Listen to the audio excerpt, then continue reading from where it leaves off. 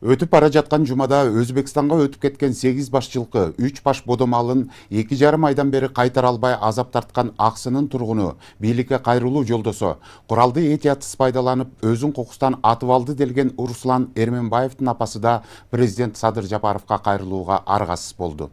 Ал арада депутаттар адамга энергия берүүчү суусундуктарга ар тараптуу тыюу салууну сунуштап, бул мыйзам долбоору жогорку кеңештин колдоосун тапты. Кайра-кайра нааразычылык акцияларына чыккан соодагерлер менен өлкө башчысы жолугуп, Кыргызстандын базарларында 1-июлга чейин патент менен иштөөгө уруксат берилди. УКМК төрагасы Камчыбек Ташиев базарлардагы митингдерди уюштурууга тиешеси барларды тез арада аныктоону тиешелүү кызматтарга тапшырды.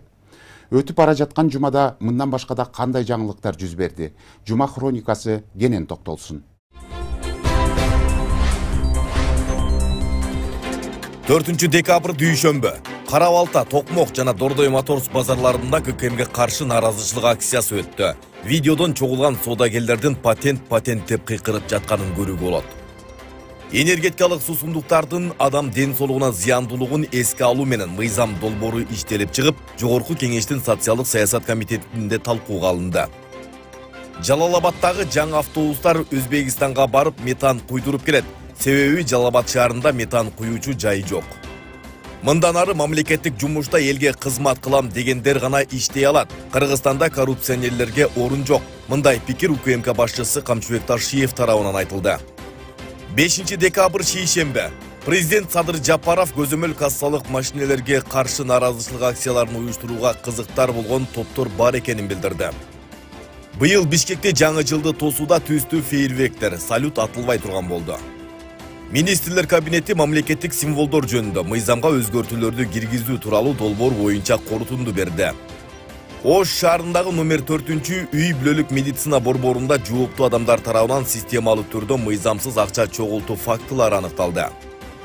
6 декабрь шаршембе. 6 декабрда бир катар мамлекеттердин башчылары президент Садыр Жапаровду туулган күнү менен куттукташты. Өткөн аптадан бери соодагерлердин ККМге каршы уланып келаткан нааразычылык акциясына президент чекит койду. Патенттин мөөнөтү июлга чейин узартылды.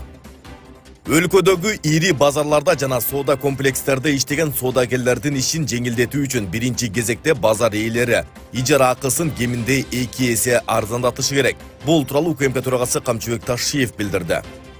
Кыргыз-Тажик чек арасынын 24 чакырымы такталды. Эки өлкөнүн УКМК башчылары жолугуп, чек ара маселелери боюнча бир катар принципиалдуу чечимдер кабыл алынганы белгилүү болду. 7 декабрь бейшембе. Жалалабад облусунда айыл өкмөттөрдү бириктирүү менен мамлекет казынадан жумшалган 219 миллион сомду үнөмдөйт. Жыл баштан бери Садыр Жапаров 22 чет элдик визит жасады. 2023 жыл жогорку деңгээлдеги тышкы саясий иш-чараларга бай жыл болду. Улуттук коопсуздук боюнча мамлекеттик комитет Кырым-Төбөл Камчы Көлбаевдин уюшкан кылмыштуу тобунун мүчөсү кармалганын билдирди. Торолгон, жоголгон тротуарлар, мындай көйгөй Жалалабад шаарында дагы бар. Балким бул жеке менчик ээлеринин кенебестиги, же тиешелүү кызматтардын чара көрбөгөндүгүнүн жыйынтыгыдыр. 8 декабрь жума. 8 декабрда Кыргызстанда радио жана теле кызматкерлеринин күнү белгиленди. Бул дата 1995 жылы өкмөт тарабынан бекитилип, 96 жылдан тарта расмий белгилене баштаган. Быйыл өлкөнүн электр энергиясынын жылдык керектөөсү 17 миллиард 400 миллион киловатт саатка чыгат. Ал эми жылытуу мезгилинде авариялык кырсыктар орун албай тургандыгы белгиленүүдө. 2023 жыл 10 миңден ашуун үй бүлөлүк зордук зомбулукка кабылган факты катталган. Анын 94%-ын аялдар түзөт. Кыргызстандын Конституциялык сотунун төрагасы жана башка кызмат адамдары тарабынан кызмат абалын кыянаттык менен пайдалануу фактылары аныкталды.